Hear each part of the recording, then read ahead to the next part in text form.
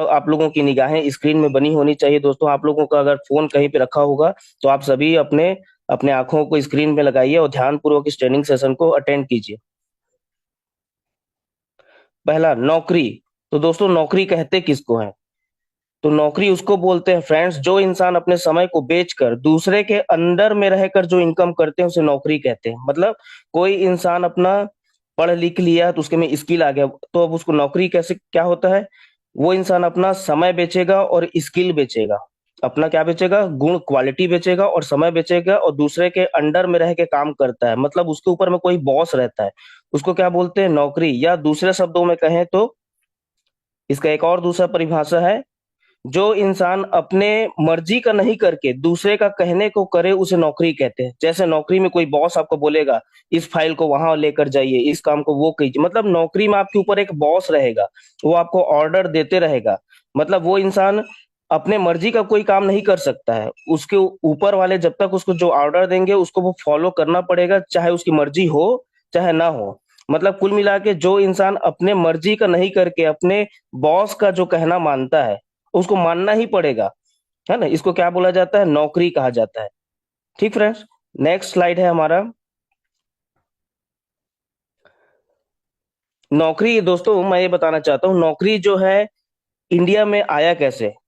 पहले नौकरी इंडिया में नहीं चलता था। जो नौकरी शब्द है, जो जॉब है, वो इंडिया में नहीं चलता था। इसको अंग्रेजों ने लाया है। ईस्ट इंडिया कंपनी के माध्यम से इसको अंग्रेजों ने इंडिया में लाया है, क्योंकि उनको अपना कंपनी का विस्तार करना था, तो इसलिए उन्होंने ना नौकरी को अंग्रेजों ने लाया है। तो अब मैं आपको कुछ चीजें खास बताना चाहता हूँ फ्रेंड्स। खास चीज ये है, पहले के समय में बात कर रहा हूँ, जो लोग खेती करते थे उसको उच्च दर्जे का काम माना जाता था। जो लोग पहले खेती किसानी का काम करते थे उसको अच्छा काम माना जाता था, उच्च वर्ग का काम माना जाता, उसको मतलब अच्छे श्रेणी का काम माना जाता था शुरुआती दौर में। आप अपने दादा परदादा लोगों के समय में पूछिएगा तो जो खेती बाड़ी करते थे, खेती किसानी, उनको उच्च वर्ग का माना जाता था, और व्यापार करते थे उनको मध्यम वर्ग का माना जाता था। और नौकरी को लोग उस समय निम्न समझते थे। क्या समझते थे दोस्तों? निम्न समझते थे। पहले के दौर में आपके दादा परदादा के समय में खेती को उच्च वर्ग माना जाता था, व्यापार को मध्यम वर्ग का माना जाता था, और नौकरी को तो एकदम निम्न माना जाता था। नौकरी कोई करता ही नहीं था। आप अपने दादा परदादा लोगों से पूछ लीजिएगा या अपने पापा लोगों से, उनको फ्री में नौकरी दिया जा रहा होगा। पकड़ पकड़ के लोग पहले ले जाते थे, भैया इस कंपनी में नौकरी कर लो, नौकरी कर लो। लोग छोड़ देते थे कि हमको नहीं करना, हमको खेती किसानी में हम खुश हैं, शुरुआती दौर में। लेकिन अब क्या हो गया दोस्तों? आज प्रतियोगिता का दौर आ चुका है। प्रतियोगिता का दौर। प्रतियोगिता के दौर में क्या होता है दोस्तों? आज नौकरी इतना फेमस हो गया है कि अब नौकरी को लोग उच्च दर्जे का काम मानते हैं। नौकर बनने के काम को उच्च दर्जे का काम माना जाता है। व्यापार आज भी मध्यम वर्ग में है और खेती को लोग अब निम्न समझते हैं। इस दोनों पॉइंट को मैं फिर क्लियर करना चाहता हूँ। पहले के समय में, दादा परदादा लोगों के समय में खेती को उच्च वर्ग माना जाता था, मध्यम वर्ग में व्यापार था, नौकरी को निम्न दर्जे का काम समझते थे लोग पहले। लेकिन आज नौकरी प्रतियोगिता के दौर में आ चुका है। नौकरी को लोग आज उच्च दर्जे का काम मानते हैं। जो नौकरी पा जाता है उसको लोग उच्च दर्जे का काम मानते हैं। व्यापार आज भी मध्यम वर्ग में है, और खेती किसानी को लोग अब निम्न समझते हैं, छोटा काम समझते हैं खेती किसानी को। तो समझ जाइए दोस्तों, हर चीज का ना तीन दौर होता है। किसी भी चीज का ना तीन दौर होता है। पहला दौर शुरुआती दौर होता है, दूसरा दौर जो होता है प्रसिद्धि का दौर होता है, और तीसरा होता है प्रतियोगिता का दौर। इंसान के उम्र का भी, कोई इंसान जब जन्म लेता है तो उसको भी तीन दौर से गुजरना पड़ता है दोस्तों, बचपन, जवानी और बुढ़ापा। कोई भी इंसान इस दुनिया में पैदा होता है तो उसको भी तीन स्टेज से होकर जाना पड़ता है, बचपन, जवानी और बुढ़ापा। उसी प्रकार कोई किसी भी काम को तीन दौर से होकर गुजरना पड़ता है, शुरुआती दौर, प्रसिद्धि दौर, प्रतियोगिता का दौर। पहले के दौर में खेती उच्च दर्जे में था, व्यापार मध्यम वर्ग में था, नौकरी को लोग निम्न समझते थे। लेकिन आज प्रतियोगिता के दौर में नौकरी उच्च दर्जे का काम हो चुका है, खेती किसानी निम्न होता है। मैं आपको कुछ उदाहरण से समझाना चाहता हूँ फ्रेंड्स, कुछ एग्जाम्पल के माध्यम से। जैसे ट्रेन, ट्रेन जिसमें आप लोग सफर करते हैं। ट्रेन जब अंग्रेजों ने, ट्रेन को भी अंग्रेजों ने ही लाया है। तो शुरुआती दौर में जब ट्रेन इंडिया में आया था तो लोग इसको काला भूत बोलते थे। क्या बोलते थे? काला भूत बोलते थे। लोग उसमें चढ़ते नहीं थे, लोग डर जाते थे, भैया इसमें मत चढ़ो आप लोग, ये कहीं आपको लेकर छोड़ देगा, मार देगा, तो लोग डरते थे ट्रेन में, कोई नहीं जाता था। मैं किसकी बात कर रहा हूँ? शुरुआती दौर की बात। शुरुआती दौर में लोग ट्रेन को काला भूत समझते थे, कोई ट्रेन में सफर नहीं करता था, लोगों को जबरदस्ती भर भर के बैठाया जाता था, लोग डरते थे। तो ये ट्रेन का शुरुआती दौर था। लेकिन आज ट्रेन प्रतियोगिता के दौर में आ चुका है। आप मुंबई जाइए, दिल्ली जाइए, लोग खुद वहां पे एकदम भीड़ लगाकर खड़े होते हैं ट्रेन में जाने के लिए। तो समझे दोस्तों, मैं ये बताना चाह रहा हूँ कि हर चीज का एक शुरुआती दौर, प्रसिद्धि दौर और प्रतियोगिता का दौर होता है। तो ट्रेन को भी शुरुआती से प्रतियोगिता के दौर में गुजरने में बहुत संघर्ष का सामना करना पड़ा है।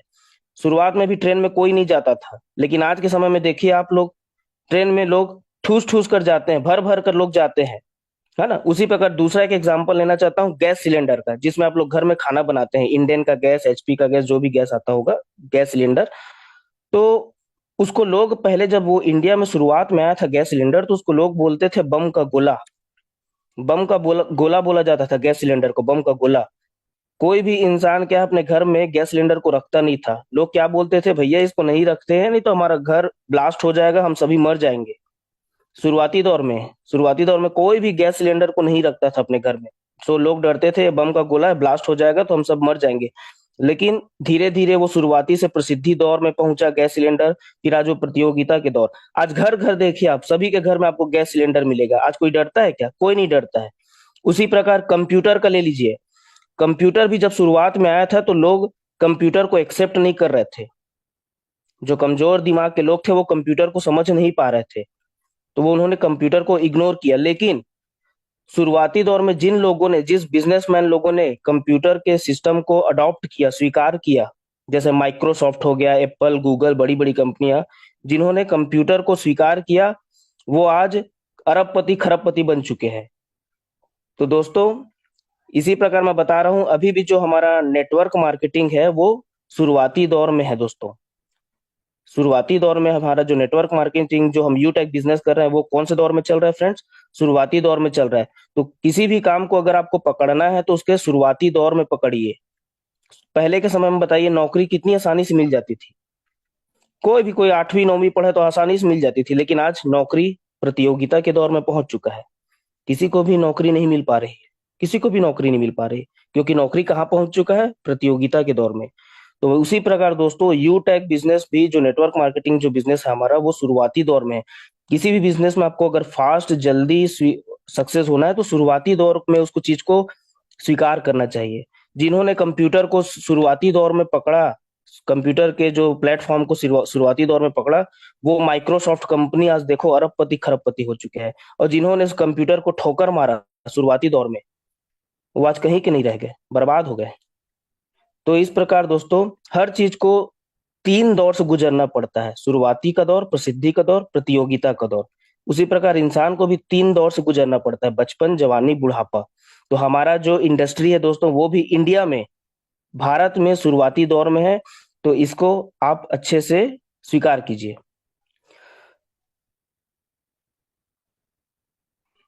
तो दोस्तों, मैं एक और टॉपिक पे बात करना चाहता हूँ। इंडिया में फ्रेंड्स, एक ही कैटेगरी में पढ़ाई होता है। हमारे भारत में लोगों को केवल एक ही कैटेगरी में पढ़ाई करना सिखाया जाता है, और विदेशों में 2 कैटेगरी में पढ़ाई करना सिखाया जाता है। तो इंडिया में क्या सिखाया जाता है?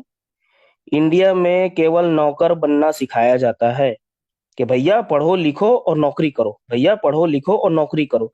कोई भी घर, किसी भी घर में आप जाकर देख लीजिए, कोई भी घर का जो उनके माता पिता अपने बच्चे को बिजनेसमैन बनने के बारे में कोई नहीं सलाह नहीं देता।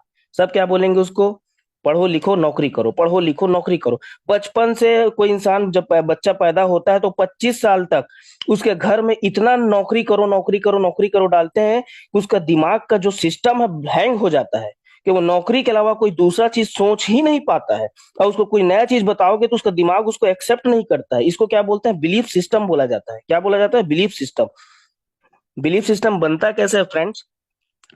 जो इंसान जिस माहौल में पैदा होता है, तो वो स्कूल में पढ़ने जाएगा तो उनके दोस्त यार मिलेंगे, अड़ोसी पड़ोसी में दोस्त यार मिलेंगे। मतलब जिस माहौल में वो रहेगा, जो बातें वो सुनता है, लगातार सुनता है, बार बार सुनता है, तो वही चीज उसके माइंड में क्या हो जाता है? फिक्स हो जाता है। वो उसी चीजों को सही मानने लगता है। उसी चीज को सही मानने लगता है। तो बिलीफ सिस्टम को तोड़ने का तरीका क्या है, मैं वो भी बताता हूँ आपको। तरीका यह है दोस्तों, एक के बाद एक अगर आप गुड परफॉर्मेंस, गुड बिहेवियर को लगातार करते रहोगे तो आपका पुराना बिलीफ सिस्टम टूटने लगता है। तुरंत नहीं टूटेगा भाई। जिस बच्चे को 25 साल 26 साल तक पढ़ो लिखो नौकरी करो, पढ़ो लिखो नौकरी करो दिमाग में डाला गया है, तो 25 साल का जो बिलीफ सिस्टम है कैसे 2 मिनट में टूट जाएगा? 2 मिनट में नहीं टूट सकता। उसको लगातार ट्रेनिंग मीटिंग आना है, अपना गुड बिहेवियर, गुड परफॉर्मेंस को लगातार, जैसे हम सिक्के का ढेर लगाते हैं ना, एक सिक्के के ऊपर दूसरा सिक्का, दूसरे सिक्के के ऊपर तीसरा सिक्का, चौथे सिक्के के ऊपर पांचवा सिक्का रखते हैं, तो सिक्के का ढेर लगते जाता है। वैसे ही अच्छी आदतों को अच्छी आदतों को, गुड परफॉर्मेंस को लगातार एक के बाद एक करते जाओगे तो आपका बिलीफ सिस्टम क्या हो जाता है? टूटने लगता है। तुरंत नहीं टूटता है, टूटता जरूर है लेकिन तुरंत नहीं टूटता। उसको आपको एक के ऊपर एक अच्छी परफॉर्मेंस को लेते रहना है। जैसे आपको इस ट्रेनिंग मीटिंग में आप एक दिन आए, अब उसके बाद आप 25 दिन गोल हो गए, तो आपका बिलीफ सिस्टम नहीं टूटेगा। आप ट्रेनिंग में आए और 25 दिन के लिए गायब हो गए तो आपका बिलीफ सिस्टम नहीं टूटने वाला। आपको लगातार ट्रेनिंग मीटिंग में आते रहना पड़ेगा, लगातार हर दिन आना पड़ेगा। तभी आपका बिलीफ सिस्टम, जो पुरानी मान्यता है, जो आपके परिवार वाले, आपके खानदान वाले ने सिखाया है, पढ़ा पढ़ो लिखो नौकरी करो, ये बिलीफ सिस्टम आपके माइंड से हट जाएगा। तो इंडिया में केवल एक ही कैटेगरी में सिखाया जाता है, नौकरी करो। और क्यों सिखाया जाता है मैं वो भी बताता हूँ। क्योंकि भारत को अंग्रेजों ने गुलाम बना के रखा था। भारत को, इंडिया को अंग्रेजों ने क्या बना के रखा था? गुलाम। तो अंग्रेज कभी नहीं चाहते थे कि भारत के लोग मालिक बने। उनके डीएनए में, उनके माइंड में, उनके रग रग में नौकरी ही घुसना चाहिए। उनका माइंड सेट को उन्होंने इतना वीक कर दिया, ऐसा एजुकेशन सिस्टम बना दिया कि इंडिया के लोग कभी ये सोच ही ना पाए कि भाई आप मालिक बन सकते हो। इसमें हमारी गलती नहीं है। ये एक साजिश थी जो अंग्रेजों के द्वारा की गई थी। वो भारत के लोगों को मालिक बनते हुए नहीं देखना चाहते थे। वो भारत के लोगों को गुलाम बनाना चाहते थे, नौकर बनाना चाहते थे। इसीलिए उन्होंने एक ऐसा शिक्षा पद्धति, ऐसा एजुकेशन प्रणाली लगाया कि हर घर में लोग अपने बच्चों को कहने लग गए कि बेटा पढ़ो लिखो नौकरी करो, पढ़ो लिखो नौकरी करो। उनके माइंड में ये शब्द कभी डाला ही नहीं, कभी नहीं डाला गया कि आप मालिक बन सकते हो। तो ये अंग्रेजों के द्वारा किया गया था, क्योंकि अंग्रेज भारत के लोगों को क्या बनाना चाहते थे? नौकर बनाना चाहते थे। ठीक। अब नेक्स्ट, विदेश में क्या होता है? विदेश में नौकरी के साथ साथ आपको बिजनेस का भी शिक्षा दिया जाता है। इंडिया में केवल नौकरी करने का सिखाया जाता है। क्यों सिखाया जाता है? क्योंकि अंग्रेजों की ये साजिश थी कि भारत के लोग क्या बने? जिंदगी भर नौकर बने। मालिक बनने का मेंटेलिटी ही, मानसिकता ही इनके दिमाग में न उपजे, ये अंग्रेजों की साजिश थी। ठीक। और विदेशों में नौकरी करना भी सिखाया जाता है, जॉब करना भी सिखाया जाता है, प्लस साथ में बिजनेस और व्यापार दोनों पैटर्न पे काम सिखाया जाता है। नेक्स्ट स्लाइड पे चलते हैं दोस्तों। अब मैं आपको बताता हूँ, आज के डेट में किसी को अगर नौकरी पाना है तो उसके पास तीन तीन चीजें जरूरी नहीं, मजबूरी हो गई है। अगर किसी को नौकरी करना है तो उसको तीन चीजें जरूरी नहीं, मजबूरी है। पहला, उसके पास एजुकेशन होना चाहिए, अच्छी क्वालिफिकेशन हो चाहिए, बीए, बीटेक, एमटेक, पीएचडी, इस लेवल की पढ़ाई होनी चाहिए। दूसरा, उसके पास रिलेशन होना चाहिए। किससे रिलेशन? मंत्रियों से, विधायक से, सांसद से। उसके अच्छे संबंध होने चाहिए उसके परिवार का। पहला क्या होना चाहिए? एक तो अच्छा पढ़ा लिखा हो, बीटेक, बी, एमटेक, ये सब होना चाहिए। दूसरा, मंत्री विधायक लोगों से, सांसद लोगों से पहचान होना चाहिए। और तीसरा, डोनेशन, रिश्वत देने के लिए पैसा होना चाहिए। अगर इन तीनों चीजों में से अगर आज के डेट में अगर कोई एक भी चीज नहीं है, नौकरी पाने के लिए तीन चीजें की आज की जरूरी नहीं, मजबूरी बन चुका है। पहला, उसके पास एजुकेशन होना चाहिए, अच्छा पढ़ा लिखा होना चाहिए। दूसरा, मंत्रियों से, विधायक, सांसद लोगों से पहचान होना चाहिए। तीसरा, रिश्वत देने के लिए उसके पास पैसे होने चाहिए। अगर इन तीनों में से अगर कोई एक चीज भी नहीं है तो उसको आज के डेट में नौकरी नहीं मिल पाएगा। ये सिंपल फंडा है। तो नेक्स्ट स्लाइड पे चलते हैं फ्रेंड्स। स्वरोजगार, व्हाट इज स्वरोजगार? What is self employment? Self employment किसे बोलते हैं? जो व्यक्ति खुद का पूंजी लगाकर उसमें समय देकर जो इनकम करते हैं उसे स्वरोजगार कहते हैं। जैसे डॉक्टर, दूसरा वकील, तीसरा दुकानदार। स्वरोजगार मतलब कोई आदमी अपना पैसा खर्च किया, पूंजी लगाया और उसमें देकर, उसमें समय देकर जो इनकम करते हैं उसको स्वरोजगार कहते हैं। जैसे डॉक्टर ने अपना पैसा लगाया और एक क्लिनिक खोला, प्राइवेट क्लिनिक खोला, और उसमें अपना वो बैठ के कमाई कर रहा है, तो ये क्या हो गया? स्वरोजगार। दूसरा वकील, वकील भी अपने ऑफिस में बैठता है, तो ये भी क्या हो गया? स्वरोजगार। कोई आदमी किराना का दुकान, जनरल स्टोर खोल के बैठा है, तो ये क्या हो गया? स्वरोजगार। कोई इंसान स्कूल खोल के बैठा है, विद्यालय खोल के बैठा है, तो वो क्या हो गया? स्वरोजगार। मतलब सेल्फ एम्प्लॉयमेंट, वो अपने आप को स्वयं रोजगार दिया। उसने, उसके पास पैसे थे तो उसने अपना क्लिनिक खोल लिया, उसने अपना दुकान डाल दिया, उसने अपना स्कूल खोल दिया, तो ये सब क्या होता है? स्वरोजगार होता है। तो ये दूसरे कैटेगरी का पैसे कमाने का तरीका हो गया। पहला था नौकरी, दूसरा हो गया स्वरोजगार। नेक्स्ट स्लाइड पर चलते हैं फ्रेंड्स। हाँ, तो स्वरोजगार में एक और पॉइंट बताना था, ये लोग अपने काम में दोस्तों जब तक समय देंगे तब तक पैसा कमाएंगे। मतलब डॉक्टर जब तक अपने क्लिनिक में जाएगा, पेशेंट मरीज लोगों का इलाज करेगा, तब तक पैसा कमाएगा। वकील जब तक अपने ऑफिस में जाके केस लड़ेगा तब तक पैसा कमाएगा। दुकानदार जब तक अपने दुकान में जाकर बैठेगा तभी वो पैसा कमा पाएगा, है ना? तो ये लोग कुल मिला के जब तक अपने काम में, जब तक समय देते रहेंगे, टाइम देते रहेंगे, तब तक वो क्या कमाएंगे? पैसा कमाएंगे। तो नेक्स्ट स्लाइड है फ्रेंड्स, पैसे से पैसा। ये बड़ा इंटरेस्टिंग चीज है कि लोग पैसे से भी पैसा कमाते हैं। पैसे से पैसा कैसे कमाया जाता है? जिन लोगों के पास लाखों करोड़ों का बैंक बैलेंस होता है, वो लोग अपने पैसे को ब्याज में देते हैं। किसमें देते हैं दोस्त? ब्याज में देकर मूलधन प्लस ब्याज वसूल कर पैसा कमाते हैं, या फिर बहुत बड़े फ्लैट या बिल्डिंग को बनाकर किराए में देकर पैसा कमाते हैं। मान लीजिए आप लोगों के पास, किसी के पास करोड़ों रुपए है, तो वो क्या किया?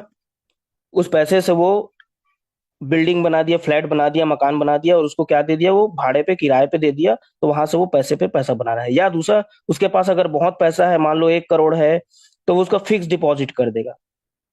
एफडी बोलते हैं जिसको, फिक्स डिपॉजिट, साउदी जमा बोलते हैं, साउदी जमा खाता।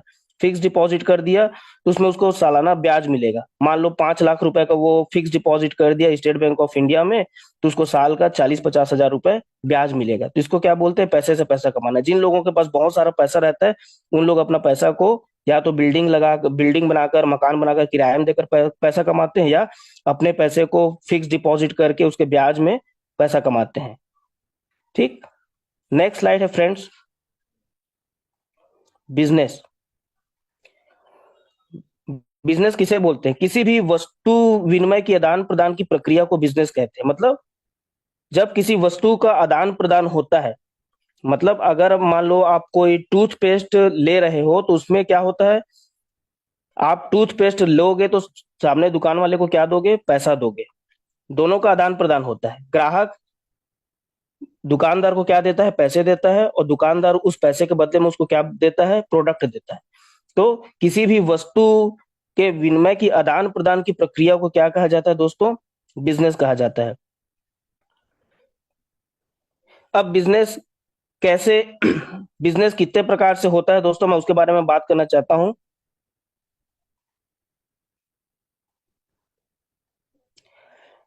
बिजनेस करने के लिए दोस्तों, पहला है फैक्ट्री लगाकर आप बिजनेस कर सकते हैं। जिसके पास बहुत सारा पैसा है, वो फैक्ट्री लगाकर बिजनेस कर सकता है। दूसरा, नाम बेचकर आप अपना बिजनेस कर सकते हो। तीसरा, डायरेक्ट मार्केटिंग या नेटवर्क मार्केटिंग या एमएलएम बोलते हैं, उसके माध्यम से आप अपना बिजनेस कर सकते हैं। तो फैक्ट्री मतलब दोस्तों क्या है? जिनके पास लाखों करोड़ रुपए होते हैं, जिनके पास लाखों करोड़ रुपए पैसे हैं, वो लोग फैक्ट्री लगाकर या कंपनी खोलकर अपना बिजनेस करते हैं। ये पहला कैटेगरी हो गया। अब दूसरा, नाम बेचकर। लोग अपना नाम बेचकर भी पैसे कमाते हैं। कौन नाम बेचकर पैसे कमाते हैं? जिन लोगों को पूरी दुनिया जानती है, वो लोग नाम बेचकर पैसे कमाते हैं। जैसे शाहरुख खान, सलमान खान, अक्षय कुमार, विराट कोहली, कपिल शर्मा, महेंद्र सिंह धोनी इत्यादि। आप लोग या हम लोग पॉपुलर हैं क्या? हमारा हमारे नाम का क्या वैल्यू है? लेकिन अगर सलमान खान, शाहरुख खान, अमिताभ बच्चन लोग, ये अपने नाम से पैसा कमा रहे हैं, क्योंकि वो एक क्या बन चुके हैं? ब्रांड बन चुके हैं। उनका क्या है? एक ब्रांड है पूरे ऑल ओवर इंडिया में। तो वो अपना नाम बेचकर पैसे कमाते हैं। नाम बेचकर कैसे पैसे कमाते हैं? विज्ञापन करके, एडवर्टाइजमेंट में, टीवी में देखिएगा, ठंडा ठंडा कूल कूल नवरत्न तेल लगा लीजिए, बोरोप्लस खरीद लीजिए। तो उनको लोग पैसा देते हैं, बड़ी बड़ी कंपनियां। हम अगर जाके बोलेंगे भैया हमको भी अपना नाम बेचना है, तो हमको इंडिया में जानता ही कौन है? कोई नहीं जानता, है ना? तो जिनके पास जो पॉपुलर इंसान है, जो प्रसिद्ध व्यक्ति है, वो लोग अपना नाम बेचकर पैसे कमाते हैं। जैसे अमिताभ बच्चन, शाहरुख खान, ये लोग अपना नाम बेचकर पैसे कमाते हैं। क्यों कमाते हैं भैया? कि उन्होंने मेहनत किया है, उन्होंने अपने नाम को बनाने के लिए, अपने आप को ब्रांड बनाने के लिए उन्होंने मेहनत किया है, तब लोग उनको पैसा देते हैं। ठीक। अब नेक्स्ट है फ्रेंड्स, डायरेक्ट मार्केटिंग, जिसको नेटवर्क मार्केटिंग भी बोला जाता है, डायरेक्ट सेलिंग भी बोला जाता है, या मल्टी लेवल मार्केटिंग भी बोला जाता है। डायरेक्ट मार्केटिंग में कौन सी कंपनी करे, क्योंकि हमारे इंडिया में बहुत सारी कंपनियां चल रही है, तो हम लोग डिसाइड नहीं कर पाते हैं कि कौन सी कंपनी करे कि ना करे। तो दोस्तों, हमारे पास, आप लोगों के पास एक सुनहरा अवसर आया हुआ है, न्यू जनरेशन का कॉन्सेप्ट आया है दोस्तों। उस कॉन्सेप्ट का नाम है, जिस कॉन्सेप्ट का नाम है friends, यूटेक infotech private limited. यूटेक business की यूनिक यूनिक सेलिंग पॉइंट के बारे में मैं आप लोगों को थोड़ा बताना चाहता हूँ फ्रेंड्स, कि यूटेक का यूनिक सेलिंग पॉइंट के बारे में आप लोगों से बात करना चाहता हूँ।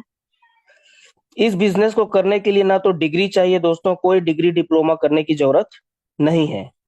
दूसरा है, ना तो डिप्लोमा भी नहीं चाहिए। तीसरा है, इस बिजनेस को करने के लिए ना तो लाखों रुपए इन्वेस्टमेंट करने की भी जरूरत नहीं, मात्र 590 रुपए जिंदगी में एक बार लगाकर आप इस बिजनेस की शुरुआत कर सकते हैं। चौथा पॉइंट है फ्रेंड्स, इस बिजनेस को करने के लिए घर घर जाने की जरूरत भी नहीं है आपको। पांचवा पॉइंट है फ्रेंड्स, ना तो सामान खरीदना है और ना ही घर घर बेचने जाना है आपको। और फ्रेंड्स, इस बिजनेस को करने के लिए अपना पुराना वर्क छोड़ने की भी जरूरत नहीं है। आप इस बिजनेस को अपने पार्ट टाइम में कर सकते हो, 1 घंटा 2 घंटा करके अपने साथ में, अपने जो भी जॉब कर रहे हो, नौकरी कर रहे हो उसके साथ में, या बिजनेस कर रहे हो, कोई दुकान भी चला रहे हो, तो साथ में पार्ट टाइम में इस बिजनेस को बिल्ड कर सकते हो।